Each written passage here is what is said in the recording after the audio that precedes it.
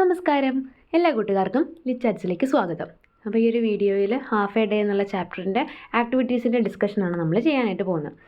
അപ്പോൾ ഇതിൽ നമുക്ക് വരുന്ന ഫസ്റ്റ് ആക്ടിവിറ്റി എന്ന് പറയുന്നത് the story half a day beautifully unfolds the 3 phases of human life: the age of innocence, the age of growth and learning, and the age of helplessness and dependence.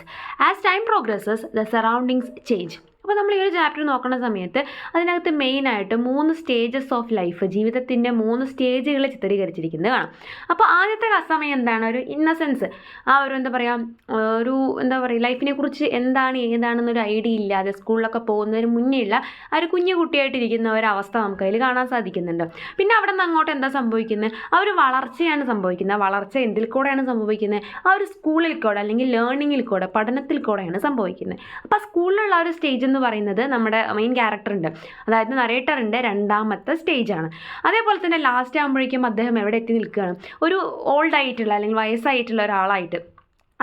സ്വാഭാവികമായിട്ടും ആ ഒരു പ്രായത്തിലെത്തി നിൽക്കുന്ന ആൾ എന്ത് ചെയ്യും? എപ്പോഴും depended ആയിരിക്കും, മറ്റുള്ളവരെ ആശ്രയിച്ച് അല്ലെങ്കിൽ സ്വയം ഒരു സഹായത്തിന് മറ്റുള്ളവർ എപ്പോഴും ആവശ്യമുണ്ട് എന്നുള്ള രീതിക്ക് ഹെൽപ്ലെസ് ആയിട്ട് നിൽക്കുന്ന സിറ്റുവേഷനിലേക്ക് നമുക്ക് പോകാനായിട്ട് സാധിക്കുന്നുണ്ട്. അപ്പോൾ ഈ 3 കാലഘട്ടങ്ങൾ അല്ലെങ്കിൽ 3 സ്റ്റേജസ് എങ്ങനെയാണ് ഇവിടെ കാണിക്കുന്നത് എന്നാണ് ഈ ചോദ്യം കൊണ്ട് ഉദ്ദേശിക്കുന്നത്.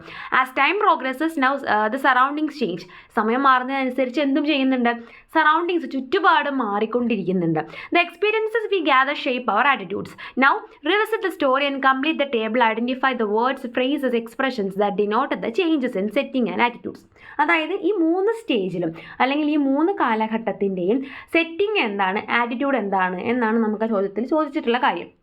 അതായത് ഫസ്റ്റ് പറയുന്ന ഏജ് ഓഫ് ഇന്നസെൻസ് എന്ന് പറയുകയാണെങ്കിൽ ആ ഒരു കാലഘട്ടത്തെ സൂചിപ്പിക്കുന്ന സെറ്റിംഗ് എന്നുകൊണ്ട് ഉദ്ദേശിച്ച് ചുറ്റുപാടാണ്. ആ ഒരു കാലഘട്ടത്തെ സൂചിപ്പിക്കുന്ന ചുറ്റുപാട് എന്തൊക്കെയാണെന്നും ആ ഒരു ചുറ്റുപാടിനോട് അല്ലെങ്കിൽ ആ ഒരു കാലഘട്ടത്തിനോട് ആ ഒരു വ്യക്തി, ബോയ് ആയിക്കോട്ടെ അല്ലെങ്കിൽ സ്കൂളിൽ പഠിക്കുന്ന ബോയ് ആയിക്കോട്ടെ, അല്ലാന്നുണ്ടെങ്കിൽ ആ ഒരു ഏജ് ഓൾഡ് ആയിട്ടുള്ള ആളായിക്കോട്ടെ, അവരുടെ ആറ്റിറ്റ്യൂഡ് എന്താണ്, മനോഭാവം എന്താണ് എന്നാണ് നമുക്ക് ഇതിനകത്ത് പറയാനുള്ളത്. അപ്പോൾ ചാപ്റ്റർ നന്നായിട്ട് അറിയായിരിക്കും നിങ്ങൾക്ക്. അപ്പോൾ അതുകൊണ്ട് തന്നെ ഇത് ഭയങ്കര ഈസി ആയിട്ട് നമുക്ക് ഡീൽ ചെയ്യാൻ പറ്റുന്ന ഒരു ചോദ്യം തന്നെയാണ്. അപ്പോൾ അതിൽ ഫസ്റ്റ് വരുന്ന സ്റ്റേജ് ഏതാണ്? ഏജ് ഓഫ് ഇന്നസെൻസ് ആണ്. അപ്പോൾ അതിൽ വരുന്ന സെറ്റിംഗ് എന്താണെന്നാണ് പറയുന്നത്? അതിൽ നമുക്ക് ടെക്സ്റ്റ് ബുക്കിൽ നിന്നുള്ള ടേംസ് തന്നെയാണ് നമുക്ക് ഇതിനകത്ത് എഴുതേണ്ട കാര്യമുള്ളൂ. Streets lined with gardens.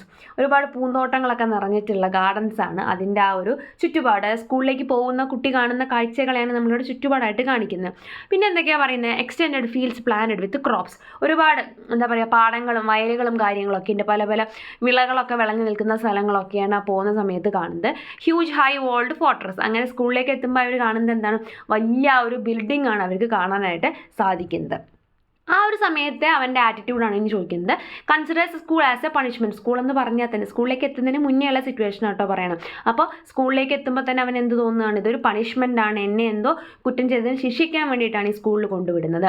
ഹെസിറ്റൻറ്റ് to go to school. സ്കൂളിലേക്ക് പോകാൻ അതുകൊണ്ട് തന്നെ അവൻ എന്താണ്? ഭയങ്കര മടിയാണ്. Felt like A stranger in school. സ്കൂളിൽ പോയപ്പോൾ അവൻ എങ്ങനെ ഫീൽ ചെയ്യുന്നു? അവൻ ഭയങ്കര അപരിചിതനാണ്, അവനെ ആർക്കും അറിയില്ല, അവനും ആരെയും അറിയില്ല എന്നുള്ളൊരു അപരിചിതത്വം അവന് ഫീൽ ചെയ്യുന്നുണ്ട്. അപ്പോൾ ഇതാണ് ഏജ് ഓഫ് ഇന്നസെൻസിൽ വരുന്നത്. ഇനി അടുത്ത ഏതാണ്? Age of growth and learning. തീർച്ചയായിട്ടും ഇത് സ്കൂളിലേക്ക് എത്തുന്നതിന് മുന്നത്തെ സ്റ്റേജാണ് കുറച്ച് മുന്നേ പറഞ്ഞത്. ഇനി എന്താണ്? ഗ്രോത്ത് ആൻഡ് ലേണിംഗ് സംഭവിക്കുന്നത് എവിടെയാണ്? സ്കൂളിൽ വെച്ചിട്ടാണ്. അപ്പോൾ ആ ഒരു സമയത്തെ കാര്യങ്ങളാണ് ചോദിക്കുന്നത്. അപ്പോൾ സെറ്റിങ്ങിൽ എന്തൊക്കെയാണ് വരുന്നത്? Rich variety of games. ഒരുപാട് ഗെയിംസ് അവനോട് കളിക്കാൻ പറ്റുന്നുണ്ട്. Learns different subjects. ഒരുപാട് സബ്ജക്റ്റുകൾ അവർ മ്യൂസിക്കും കാര്യങ്ങളും മാത്സും ഒക്കെ പഠിക്കുന്നുണ്ടെന്ന് പറഞ്ഞു. അതൊക്കെയും പഠിക്കാൻ പറ്റുന്നുണ്ട്. അതിൻ്റെയൊക്കെ കൂടെ എന്തും പ്രശ്നം സംഭവിക്കുന്നുണ്ട്. Unexpected accidents and challenges. ഒരുപാട് പ്രശ്നങ്ങൾ മീൻസ് സ്കൂളിലുള്ള പോലെ തന്നെ ടീച്ചറിൽ നിന്ന് പണിഷ്മെൻറ്റ് കിട്ടുക, കുട്ടികളായിട്ട് പ്രശ്നങ്ങൾ ഉണ്ടാവുക, അത്തരത്തിലുള്ള ഒരുപാട് പ്രശ്നങ്ങളും അവന് ഫേസ് ചെയ്യേണ്ടതായിട്ട് വന്നിട്ടുണ്ട്. ഇനി അതിനോടൊക്കെ ഉണ്ടായിരുന്ന അവൻ്റെ ആറ്റിറ്റ്യൂഡ് എന്തായിരുന്നു? മേക്സ് ഫ്രണ്ട്സ് വിത്ത് ബോയ്സ് ഒക്കെ ആയിട്ട് ഫ്രണ്ട്സ് ആവുന്നുണ്ട്. Friendship and love, play and learning. സ്നേഹവും അതേപോലെ തന്നെ സൗഹൃദവും അതേപോലെ തന്നെ കളികളും ചിരികളും പഠനമൊക്കെ ആയിട്ടാണ് അവനത് മുന്നോട്ട് കൊണ്ടുപോയത്. Submitted to the facts. എന്തൊക്കെയാണ് യാഥാർത്ഥ്യം എന്താണെന്ന് അവൻ അക്സെപ്റ്റ് ചെയ്യുന്നുണ്ട്. സ്കൂളെന്ന് പറഞ്ഞാൽ വെറും കളിയും ചിരിയും മാത്രമല്ല, അതിനകത്ത് ഈ പറയുന്ന കാര്യങ്ങളൊക്കെ ഉൾപ്പെട്ടിട്ടുണ്ട് എന്നുള്ള ഫാക്റ്റും അവൻ ആ ഒരു സ്റ്റേജിൽ അക്സെപ്റ്റ് ചെയ്യുന്നുണ്ട്. ഇനി ഏജ് ഓഫ് ഡിപ്പെൻഡൻസ്. തീർച്ചയായിട്ടും അതൊരു പ്രായമായ ഒരു ഏജാണ്. അപ്പോൾ അത് കാണിക്കുന്ന സെറ്റിംഗ് എന്തൊക്കെയാണ്? ഹൈ ബിൽഡിങ്സ്, വലിയ ആദ്യം നമ്മൾ പറഞ്ഞു പ്രകൃതി രമണീയത അല്ലെങ്കിൽ പ്രകൃതി പൂക്കൾ ഗാർഡനൊക്കെയാണ് നമ്മൾ കണ്ടത്. പക്ഷേ ഇവിടെ ഫുള്ള് കാണുന്നത് എന്താണ്? ഒരു മോഡേണൈസേഷനാണ്. അപ്പോൾ അവിടെ എന്താ കാണുന്നത്? വലിയ ബിൽഡിങ്ങുകളാണ്. സ്ട്രീം ഓഫ് കാർസ്, വെഹിക്കിൾസിൻ്റെ അല്ലെങ്കിൽ ആളുകളുടെയൊക്കെ എണ്ണം ക്രമാതീതമായിട്ട് റോട്ടിൽ കൂടെ കൂടിയിട്ടുണ്ട്. Unable to cross the road. മാത്രമല്ല ഒരു ഗ്രാൻഡ് ഫാദറിന് എന്ത് ചെയ്യുന്നില്ല? റോഡ് ക്രോസ് ചെയ്യാനായിട്ട് സാധിക്കുന്നില്ല. അപ്പോൾ ഇതിനോടൊക്കെയുള്ള അദ്ദേഹത്തിൻ്റെ ആറ്റിറ്റ്യൂഡാണ് ഇനി ചോദിക്കുന്നത്. ഫീൽസ് ഭയങ്കര ഡിസ്റ്റർബ്ഡ് ആയിട്ട് ഫീൽ ചെയ്യുകയാണ് ആൾക്ക്. ഒന്നിലും ഒരു ഹാപ്പിനെസ് കണ്ടെത്താൻ പറ്റുന്നില്ല. കാരണം ഈ ഒരു ചേഞ്ച് അദ്ദേഹത്തിന് അഡാപ്റ്റ് ചെയ്യാനായിട്ട് സാധിക്കുന്നില്ല. എക്സ്ട്രീംലി ഇറിറ്റേറ്റഡ്, ഭയങ്കര ഇറിറ്റേറ്റഡ് ആയ ആ ഒരു സൗണ്ടും ആളുകളുടെ ബഹളവും റോഡിലെ തിരക്കൊക്കെ കണ്ട് ഭയങ്കര ഇറിറ്റേറ്റഡ് ആയിട്ട് ആൾക്ക് ഫീൽ ആവുന്നുണ്ട്. ഫോർഗെറ്റ്സ് ദ വേ ടു ഹോം, വീട്ടിലോട്ടുള്ള വഴി പോലും തിരിച്ചറിയാൻ പറ്റാത്തൊരു മാനസികാവസ്ഥയിലാണ് ആൾ നിൽക്കുന്നത്. അവസാനം എന്താ സംഭവിക്കുന്നത്? Young man's help to cross the road. ഒരു യുവാവ് വന്നിട്ട് എന്ത് ചെയ്യാൻ അദ്ദേഹത്തിന് റോഡ് ക്രോസ് ചെയ്യാൻ വേണ്ടി സഹായിക്കുന്നിടത്താണ് ആ ഒരു ചാപ്റ്റർ എൻഡ് ചെയ്യുന്നത്. അപ്പോൾ ഇതൊക്കെയാണ് 3 സ്റ്റേജുകളും ആ സ്റ്റേജിനെ സൂചിപ്പിക്കുന്ന സെറ്റിംഗ് അഥവാ ചുറ്റുപാടും, അതേപോലെ തന്നെ ആറ്റിറ്റ്യൂഡ് അഥവാ മനോഭാവങ്ങളും. അപ്പോൾ ഇതൊക്കെ ഒന്ന് ജസ്റ്റ് ഓർത്ത് വയ്ക്കുക കേട്ടോ. ഈ ഒരു ക്വസ്റ്റ്യൻ എന്ന് പറഞ്ഞാൽ നമുക്ക് എന്ത് ചോദിച്ചു കഴിഞ്ഞാലും ആൻസർ കിട്ടാൻ പാകത്തിനാണ് ഇത്തരത്തിലുള്ള ഓരോ ടെക്സ്റ്റ് ബുക്കിലെ ഓരോ ആക്ടിവിറ്റീസ് നമുക്ക് സെറ്റ് ചെയ്ത് തന്നിട്ടുള്ളത്. അപ്പോൾ ജസ്റ്റ് ആ മെയിൻ പോയിന്റ്സ് പഠിച്ചാൽ തന്നെ നമുക്ക് എന്ത് ചെയ്യാൻ പറ്റും, അതിന് ഏത് രീതിയിൽ എലാബറേറ്റ് ചെയ്യണം അങ്ങനെ എലാബറേറ്റ് ചെയ്ത് കഴിഞ്ഞാൽ നമുക്ക് അതിൻ്റെയൊക്കെ ഏത് തരത്തിൽ വേണമെങ്കിലും നമുക്ക് ആൻസർ ചെയ്യാനും പറ്റും. അപ്പോൾ ഇതിൽ നിന്ന് തന്നെ ഒരു നരേഷനാണ് നമുക്കതിൽ കൊടുത്തിട്ടുള്ള ഒരു ചോദ്യം എന്ന് പറയുന്നത്. അപ്പോൾ നരേഷൻ നമുക്കൊന്ന് നോക്കാം. നരേഷൻ്റെ കേസിൽ അവർ 4 ക്വസ്റ്റ്യൻസ് തന്നിട്ടുണ്ട്. ഫസ്റ്റ് ക്വസ്റ്റ്യൻ ചോദിച്ചിട്ടുള്ളത് സൊസൈറ്റിയുടെ ആ ഒരു ചേഞ്ച്, ട്രാൻസ്ഫർമേഷൻ, അവൻ കുഞ്ഞായിരുന്ന സമയത്ത് അല്ലെങ്കിൽ സ്കൂളിലേക്ക് പോകുന്ന സമയത്ത് സമൂഹം എന്തായിരുന്നു, അതിൽ നിന്നും എത്രത്തോളം അയാളൊരു ഗ്രാൻഡ് ഫാദറായി മാറിയ സമയത്ത് സമൂഹം മാറിയിട്ടുണ്ട് എന്നൊരു ചോദ്യം ചോദിച്ചിട്ടുണ്ട്. അതിൻ്റെ കൂടെ തന്നെ പാസേജ് ഓഫ് ടൈം, സമയം കടന്നു പോകുന്നതിനെ കുറിച്ചാണ് രണ്ടാമത്തെ ചോദ്യം. പിന്നെ എന്താണ് ടൈറ്റിലിൻ്റെ സിഗ്നിഫിക്കൻസിനെ കുറിച്ച് ചോദിച്ചിട്ടുണ്ട്. അതേപോലെ തന്നെ ബോയുടെ ക്യാരക്ടറും. ഈ 4 ചോദ്യങ്ങളും ഓരോ പാരഗ്രാഫിൽ ആൻസേഴ്സ് ആയിട്ട് ഒരു സിംഗിൾ നരേഷൻ ആയിട്ടാണ് ഈ ഒരു ആൻസർ പ്രിപ്പയർ ചെയ്തിട്ടുള്ളത്. അപ്പോൾ ആ ഒരു രീതിക്ക് എടുക്കാം കേട്ടോ. The short story Half a Day by Nagu Maufos tells the experience of a young boy on his first day in school. നമുക്കറിയാം ഒരു കുട്ടിയുടെ ഫസ്റ്റ് ഡേ, സ്കൂളിൽ ആദ്യത്തെ ദിവസത്തെക്കുറിച്ചാണ് ഇതിനകത്ത് പറഞ്ഞു തുടങ്ങുന്നത്. By the end of the day, the narrator finds that the street and surroundings have completely changed since the morning. അപ്പോൾ വൈകുന്നേരം രാവിലെ പോകുമ്പോഴത്തെ ആ ഒരു ചുറ്റുപാടല്ല അവൻ തിരിച്ച് വൈകുന്നേരം വരുന്ന സമയത്ത്. These changes are meant to be understood in allegorical terms as representing the effect of modernization and urbanization. ആ 2 വേർഡ്സ് ഓർത്ത് വയ്ക്കുക കേട്ടോ. മോഡേണൈസേഷനും അതേപോലെ തന്നെ urbanization, പട്ടണവൽക്കരണം, അതേപോലെ തന്നെ ഇത്തരത്തിൽ മോഡേണൈസ് ആയി വരിക, അത് മോഡേൺ ആയിട്ടുള്ള കാര്യങ്ങൾക്ക് കൂടുതൽ ഇമ്പോർട്ടൻസ് കൊടുത്തുകൊണ്ട് മാറ്റം വന്നിട്ടുള്ള സമൂഹത്തിനെയാണ് ആ ഒരു ചേഞ്ച് കൊണ്ട് ഉദ്ദേശിക്കുന്നത്. In radically changing the face of the city within the life time of 1 man. ഒരാളുടെ ജീവിതകാലം കൊണ്ട് തന്നെ ഒരു നേരെ ഓപ്പോസിറ്റ് അല്ലെങ്കിൽ അത്രയും വലിയ ചേഞ്ചാണ് ഒരു സമൂഹത്തിന് വന്നിട്ടുള്ളത്. അതിൻ്റെ കാരണം എന്താണ്? ഈ പറയുന്ന മോഡേണൈസേഷനും urbanization ഒക്കെ തന്നെയാണ്. അപ്പോൾ ഇത് നമ്മുടെ ഫസ്റ്റ് ക്വസ്റ്റ്യനുള്ള ആൻസർ ആയിരുന്നു. ഇനി രണ്ടാമത്തെ പാരഗ്രാഫ് നമുക്ക് എന്തൊക്കെ എഴുതാം?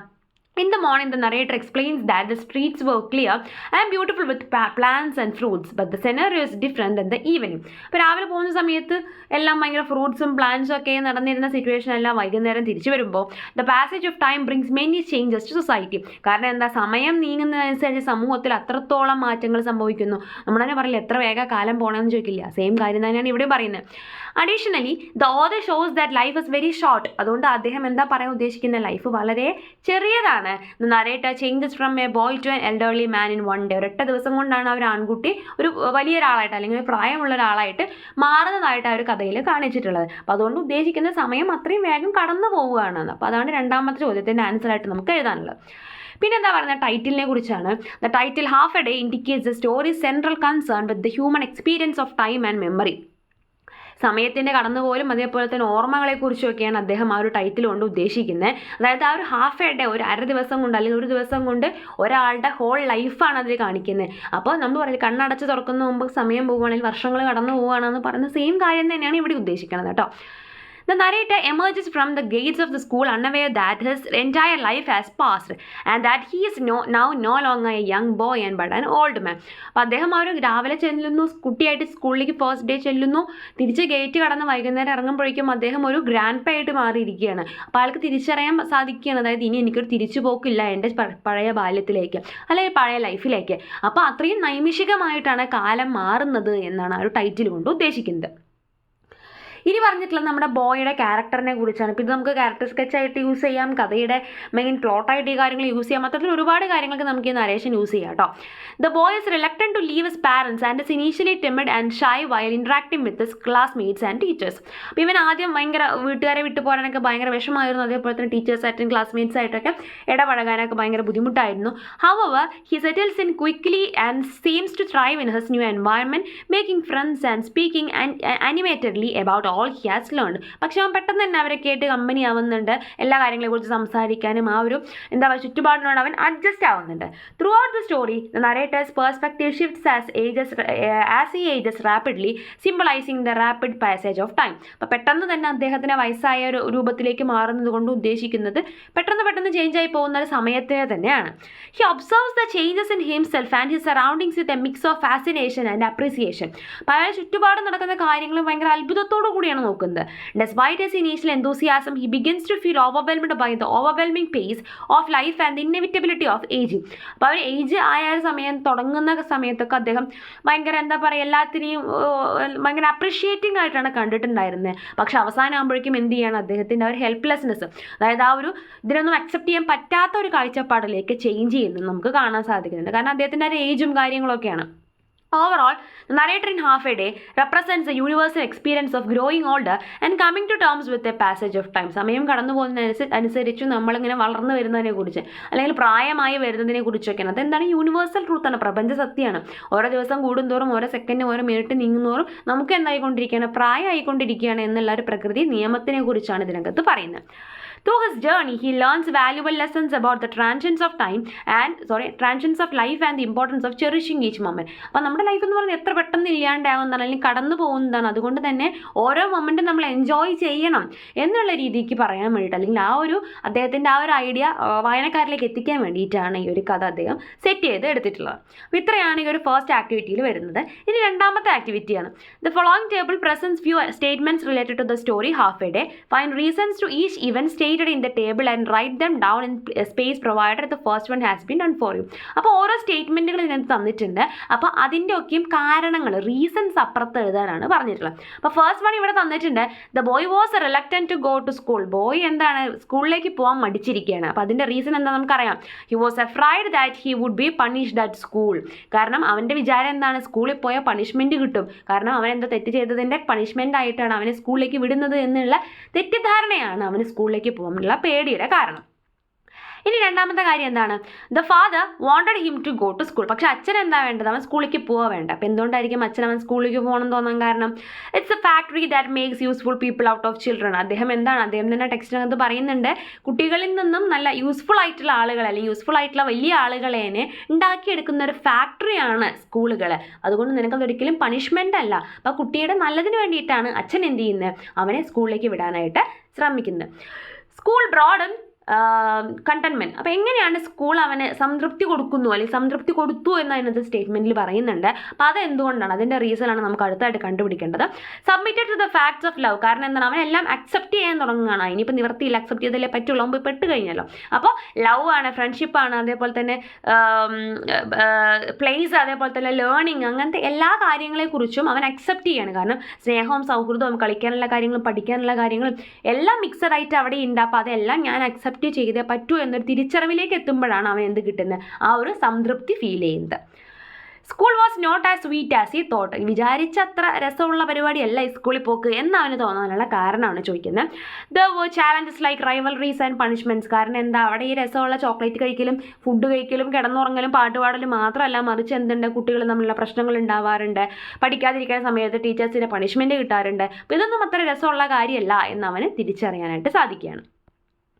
ഇനി നമ്മൾ നോക്കുന്ന സമയത്ത് ആക്ടിവിറ്റി 2 തന്നെ ആ ഒരു സംഭവം എൻഡ് ചെയ്യുമ്പോൾ നമുക്ക് ആക്ടിവിറ്റി 3 തുടങ്ങുന്നുണ്ട്. ചില ആക്ടിവിറ്റീസിലൊക്കെ നമ്മൾ ഈ പറഞ്ഞ പോലെ സബ്ബായിട്ട് വരുന്നുണ്ട്. അപ്പോൾ ഈ ഒരു ആക്ടിവിറ്റി 2 വരുന്നില്ല. അപ്പോൾ ജസ്റ്റ് ഈ ഒരു സംഭവങ്ങൾ മാത്രം, എന്തൊക്കെയാണ് അവിടെ സംഭവിക്കുന്നത്, എന്തൊക്കെയാണ് കോസസ് അല്ലെങ്കിൽ എന്തൊക്കെയാണ് റീസൺസ് എന്നുള്ളത് ജസ്റ്റ് ഒന്ന് അറിഞ്ഞു വെക്കുക കേട്ടോ. ഇനി ആക്ടിവിറ്റി 3 പോകുക. അതൊരു മെമ്മറി ലെയിനാണ്. ഈ പറഞ്ഞ പോലെ വേറെ സബ്ബായിട്ട് ക്വസ്റ്റ്യൻസ് ഒന്നും അതിനകത്ത് വരുന്നില്ല.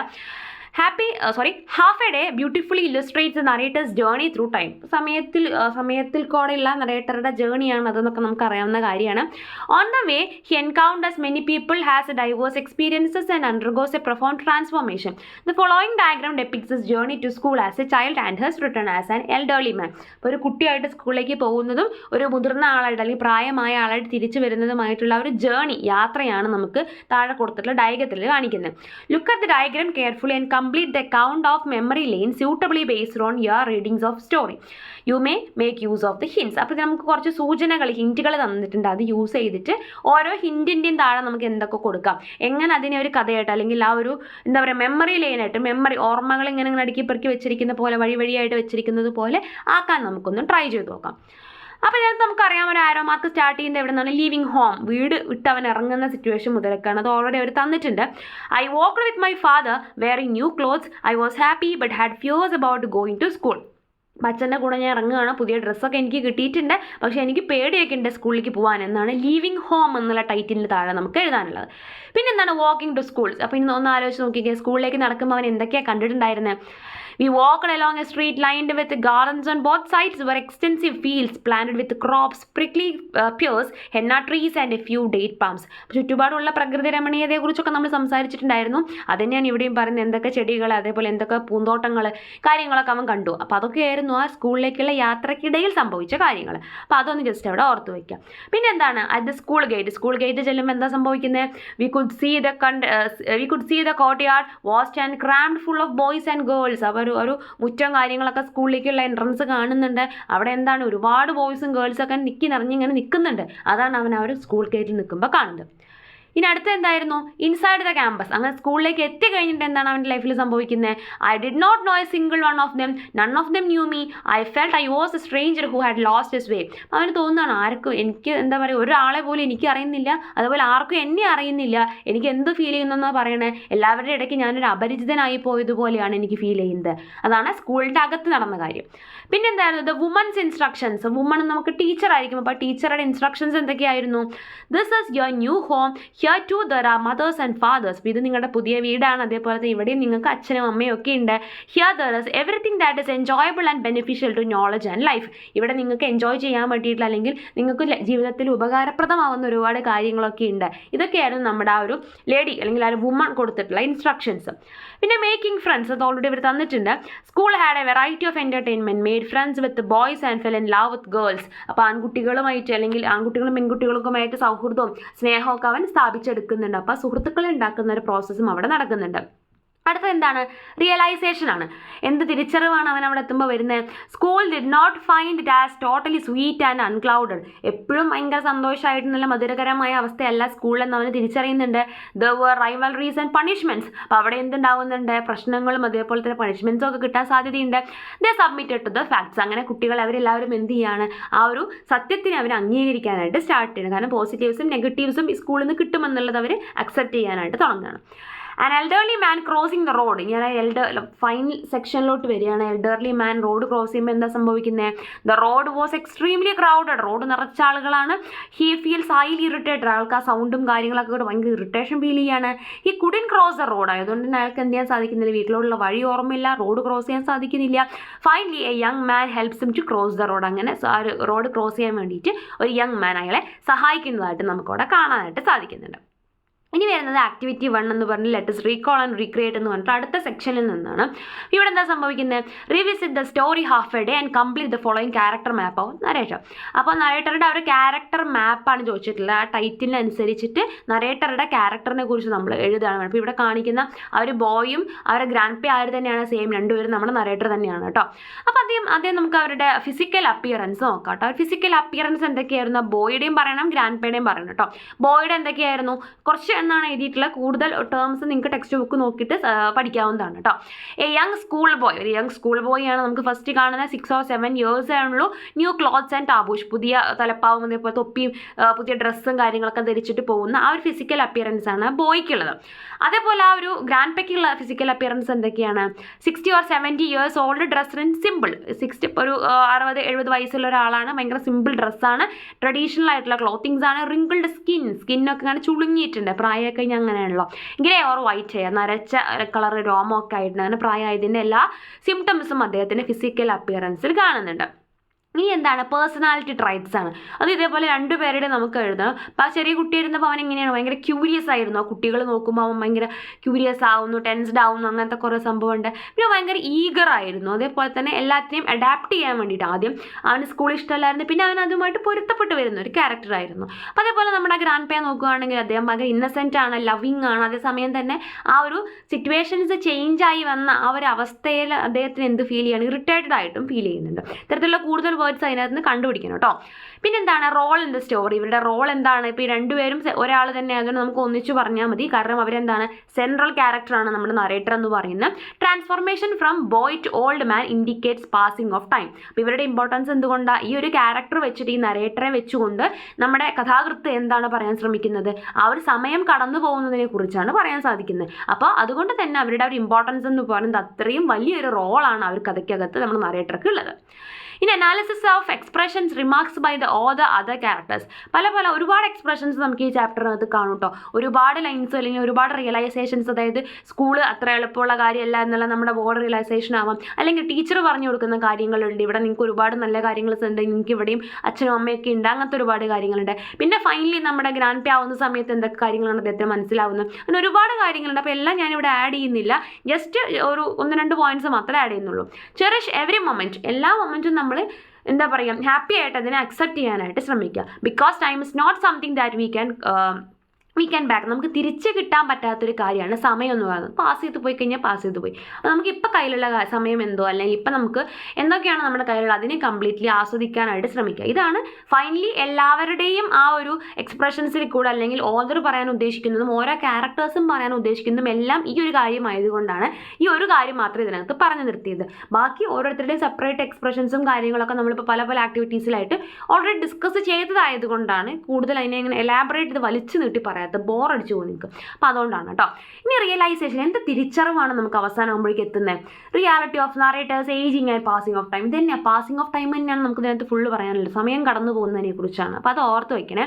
അപ്പോൾ ഇവിടെ എന്താണ് റിയലൈസേഷൻ വരുന്നത്, നമ്മുടെ നറേറ്റർക്ക് പ്രായാധിക്യം വരുന്നതും അതേപോലെ തന്നെ ആ ഒരു സമയം കടന്നു പോകുന്നതിനെ കുറിച്ചൊക്കെയാണ് ഇതിനകത്ത് വരുന്ന ഒരു തിരിച്ചറിവ് എന്ന് പറയുന്നത്.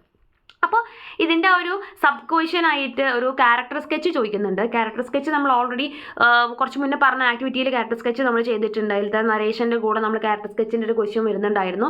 പിന്നെ നമ്മളിപ്പോൾ ഒരുപാട് ആക്ടിവിറ്റീസ് ചെയ്തു, അതിനൊക്കെ തൊക്കി ആ ഒരു ക്യാപ്സ്യൂൾ ഫോമിൽ കൊടുത്ത ചെറിയ കാര്യങ്ങൾ തന്നെയാണ് നിങ്ങൾ എലാബറേറ്റ് ചെയ്തിട്ട് ആ ഒരു വലിയ എസ്സേ ആയിട്ടോ അല്ലെങ്കിൽ വലിയ പാരഗ്രാഫായിട്ടോ ഒക്കെ അതിനെ മാറ്റേണ്ടത്. അപ്പോൾ ക്യാരക്ടർ സ്കെച്ചിന് സെപ്പറേറ്റ് ചെയ്യേണ്ടതായിട്ടൊരു കാര്യമില്ല. അപ്പോൾ ഇനി പിന്നെ ചോദിച്ചിട്ടുള്ളത് നിങ്ങളുടെ ഫസ്റ്റ് ഡേ, സ്കൂളിലെ ആദ്യത്തെ ദിവസത്തെക്കുറിച്ചുള്ള ഒരു നരേഷനാണ്. നമുക്ക് സബ്ജക്റ്റീവായിട്ട് നിങ്ങൾ ഓരോരുത്തരും പേഴ്സണലി എഴുതേണ്ടതാണ്. അപ്പോൾ അതൊന്നും എല്ലാവരും ട്രൈ ചെയ്ത് നോക്കുക കേട്ടോ.